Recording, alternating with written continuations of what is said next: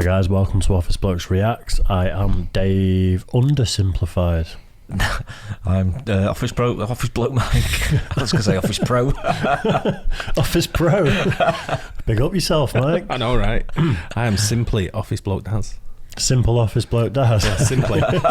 Simple Daz. That's a good name. That's your beatbox name. Yeah, got my beatbox name. You know it. Simple Daz. Yeah. Do you know what my beatbox name is? Beethoven. Beethoven. Yeah. We had the Office Blokes, and we've got a Patreon channel, haven't we? We have got a Patreon channel. Go and have a look at patreon.com. Yeah. Put in Office Blokes React and come support the channel if you want to. Yeah, and go and check it out. And merch, link in the description. Yeah, look at these hoodies. Look, they've got zips that go down and up. If you want, and they got both down ways and up. They got hand warmers. Hand warmers. Oh, yeah? Some people call them pockets. And if you want to zip down, then you've got a nice Office Blokes t-shirt on underneath. So it's just you two could look as cool as us. Yep, absolutely. So Oversimplified, we've been having loads of fun with. Absolutely amazing channel. Everyone, if they're not already, should be liked and subscribed to Oversimplified because it's unbelievable content. It's very good. It really is. We're going to do the Prohibition one soon, but it's quite long and we need a few beers while we do it. Do it on the beer. Yeah, we're doing our definitely. new bar because we've got the new channel, which is Office Blokes Try, where we've got a new bar and everything. It's all going to be done in a different studio. So join us on that as well. Don't forget to like and subscribe on there. So, football war. I have no idea what this is. Me neither. No. I just saw a football war, and we like football, whether it be English, American, Australian. All types. We like all types of football. We love a bit of sport. So football war, I don't know if it's to do with the fans or whether it's to do with... It could be hooligans, it could be players, it could be No Man's Land on Boxing Day. Correct. When they played football, the English soldiers and the Germans. I don't know. Well, let's see. So we'll get into it. Mini wars. Yeah. Quick, you have 2 seconds to name these two countries. Bolivia. Chile. Bogota? Bogota's in That's Colombia, in Colombia, isn't it? I'm just saying words now. I think that's Central America. So I'm Bolivia go and with Chile. Honduras is round there, and El Salvador and Guatemala. Nicaragua is there. I think Nicaragua might be the pink one. Venezuela. Not South America. That's Central. Central. So I'm thinking I'm going to go with... I think that's Honduras. Interesting video so far for everyone watching us. Yep. I'm going to say Honduras. Join in the quiz, everybody. I don't think it's Guatemala. El Salvador. Small. Let's see. You're wrong, unless you got it right. Then good job. They are, of course, Honduras and El Salvador. One thing these two countries have in common is being fanatic about football. Or if you're a freedom-loving patriot, soccer. But do they love it so much they would go to war over it? You bet they would, and that is no bueno. What? I've not heard about this, have you? I wonder if this guy that does Oversimplified is like only second generation American, because some of the things he says, like when he did, there was the UK, it was the Falklands yesterday, and he did LOL under the Falklands and stuff. He seems to be biased towards the UK a little bit. I think so. And then he said, maybe. if you're a patriot, you call it soccer. Yeah. I don't know. Maybe.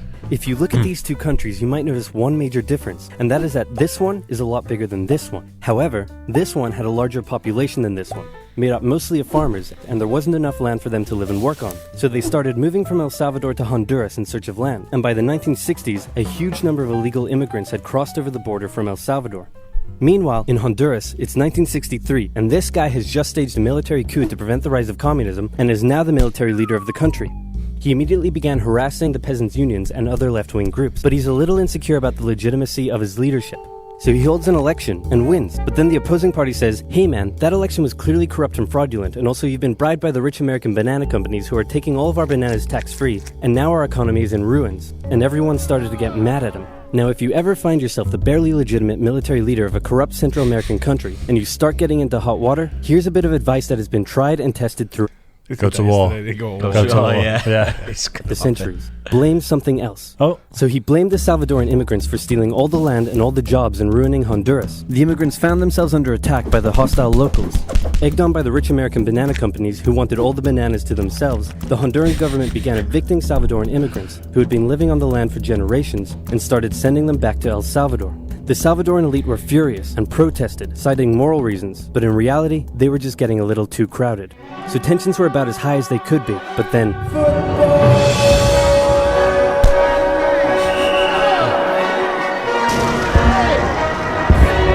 It's the 1970 World Cup qualifiers, and both countries finished top of their qualifying tables, so it was now time for them to play against each other in a series of matches. The first match took place in Honduras. The night before the game, Hondurans gathered outside the Salvadoran team's hotel, making noise and taunting them. The next day, Honduras defeated the exhausted Salvadorans with a late 90th minute goal. After the match, a young Salvadoran fan, unable to bear her country's defeat, shot herself. Jesus. Disturbingly, the Salvadoran government glorified the incident and made her into a national hero. And at the next game, fans brought pictures of her to the stadium. Emotions were running high as the next match took place in El Salvador, and this time the tables were turned. The Hondurans had to endure a sleepless night in their hotel, and the next day, before the match started, instead of the Honduran flag, the Salvadorans raised a dirty rag. So great job at reducing tensions. El Salvador won decisively over the exhausted Hondurans. While spectators battled in the stands, Team Honduras fled home in a bulletproof bus with rocks being thrown at them, and the Honduran coach reportedly told his players that they were lucky they lost. In response to the defeat, Hondurans began terrorizing the Salvadoran settlers even more, in some cases reportedly throwing them off their land and burning down their homes, and the immigrants began fleeing back to El Salvador. The final game in Mexico would decide who went to the World Cup. It was close, but El Salvador came out victorious, knocking Honduras out of the tournament. The atmosphere was riotous, literally, and back in Honduras, attacks on the Salvadoran immigrants further increased. This was too much for El Salvador to bear. With its people under attack and an unmanageable refugee crisis on its hands, El Salvador severed all diplomatic ties with Honduras and declared war. The football war is also known as the 100 Hours War, because that's how long it lasted, making it one of the shortest wars in history. El Salvador started by carrying out air raids on strategic locations within Honduras, including Toncontin International Airport, which prevented the Honduran Air Force from getting into the sky. Then, with their superior army, they began an invasion along two major roads, complete with light tanks and infantry. Their advance was rapid, and they were quickly approaching the Honduran capital. Then, the Organization of American States met in a bit of a panic and unanimously agreed that war between El Salvador and Honduras was a bad thing and probably shouldn't continue. So they went to El Salvador and said, "Can you please stop invading?" And El Salvador declared, "Not until they stop being jerks," and so the war went on. The Honduran Air Force finally got into the sky, and with aid from neighboring Nicaragua, they successfully carried out air raids on Salvadoran air bases and oil facilities, crippling the Salvadoran supply line and stopping their advance dead. Caught in a bit of a stalemate, the situation was no longer advantageous to El Salvador, so when the Organization of American States once again asked them to stop and agreed to ensure the safety of the Salvadoran immigrants, El Salvador relented, and a ceasefire was organized on the 18th of July. Then the OAS said, "Can you now please withdraw your troops from Honduras? No, please, no, please, no, please, no. Do it or we'll sanction you." You know what? Just for you? I'll do it. So El Salvador pulled its troops out of Honduras on the 2nd of August, and with casualties in the thousands, the war was over. Wow. The economies of both nations were damaged by the war, and El Salvador didn't have the capability to take care of all the returning immigrants, a crisis that eventually helped cause a civil war. The war left behind land and border disputes, some of which are still a cause of tension to this day. El Salvador went on to play in the World Cup, but lost every match they played and didn't make it past the group stage. So in the end, nobody achieved anything. That's what happens when you win with dirty tactics, not through skill. Is suddenly you take the dirty tactics away and you're fucked. You can't win a game. Yeah, but when you look at El Salvador or whoever goes to the Honduras, whoever goes to the World Cup ain't going to do well. No. Although there was that year where Iceland did pretty well and no one expected them, wasn't there? In the World Cup. Or was it just was it the Euros? Was it the Euros? Was it the Euros? Yeah, I think that was Euros. So you never know. Yeah, true. And there were no winners. Except for this guy. Chiquita.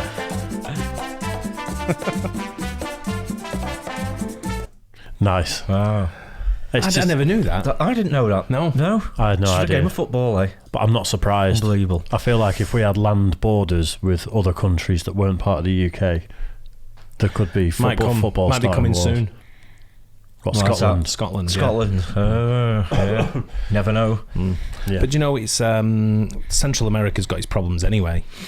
But I mean, they're mad on football. I used to work with a couple of guys from El Salvador, and I tell you what, they love the football. Yeah, they loved it, massive.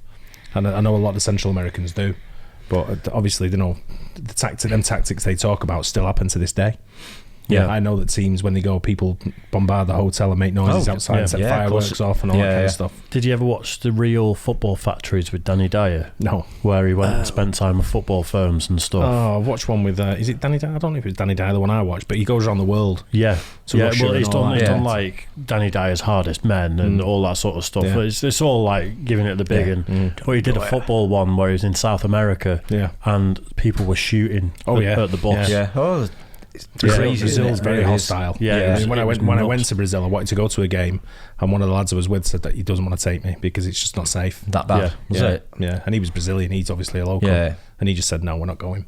Yeah, it's funny though. Sorry. No, that's fine, Dave. I was just saying, someone that's local in Manchester might tell you there's a no-go area in Manchester, but if you're not from here and you go there, you're probably going to be fine, aren't you? I don't know. I know there's some places around here which they're not safe for certain races to go to. Races? Like, like if you're white or Oh yeah, I get what you're saying. What do you think I meant? Like horses and greyhounds? I was just clarifying. Sprinters. If you're 100 metre sprint, you can't go there. Yeah, fair enough. Really, South America are so passionate, aren't they? I mean, we're passionate about our football, but I think over there they're absolutely crazy, aren't they? When I played soccer in the States, a lot of them, people always say to me, the soccer in the States is no good, but when you're playing with the South Americans, the Europeans, there's a lot of Americans who were very, very good at the game, but it was a very high standard. Was it? Yeah. The thing is, Americans take their sports seriously. Big time. Don't Definitely, they? So even like, if you say the standard of soccer or whatever over there might not be as high, give them a couple of decades, because they've had a long time. They've had a long time to get the soccer up to speed of what they want to do, and they're going to be at that level because it's the way it's run, I think. Yeah. But it's never going to be at the same level as a South American or a European league for not for the foreseeable anyway. Could do one day. They do well to take over. But you've got too many bigger sports in America. That's why it's soccer's not pushed as. But you go and try. If you go to America and you play soccer, you can get a game of soccer every single night of the week. And these leagues I'm not sure if that's the case with American football, where they're playing every single night because the way it goes in. Right, okay, or whether you've got probably I'm sure there's basketball pickups and all that kind of stuff. So I think they schedule it sometimes. There's loads of soccer in America, loads of it, and people say it's not big in America. It's massive in America. I think it is. It's just not big in comparison to American football. It is. It's just not commercialised. So the amount of people playing it is sort of up there. It's huge, just mate, like huge. It's just like I said, the commercialisation on the telly, and that's just lagging behind a little bit. Yeah, I played in 3 leagues when I was there. Yeah, right. Okay. Didn't America knock us out the World Cup as well one year? I think they beat us in the World Cup. They didn't knock us out. They beat us 1-0. Oh no, it wasn't knockout stages, was it? It was in the group stage. It was group stage 1-0. Because I can't remember. We had a keeper that dropped a proper clonger. He couldn't catch the ball. I've had a few roll between his legs and go. Still got them now. Definitely. His arms don't reach the floor. Was he called Green? Rob Green. Rob Green. Yeah, that's proper clanger. Yeah. Well, anyway, a few of those, but diversifying, going to a podcast. I know. Football podcast. If you want to talk sport, join us on our podcast. We might even do a sports podcast one day. I think you two should do it on a Monday morning. Yeah. When we talk shit in the office for about an hour. Before we start work. Then you can leave me alone for half an hour. Get some work done. Anyway, hope you guys like that. Don't forget to like and subscribe, and we'll catch you guys on the next one. Cheers.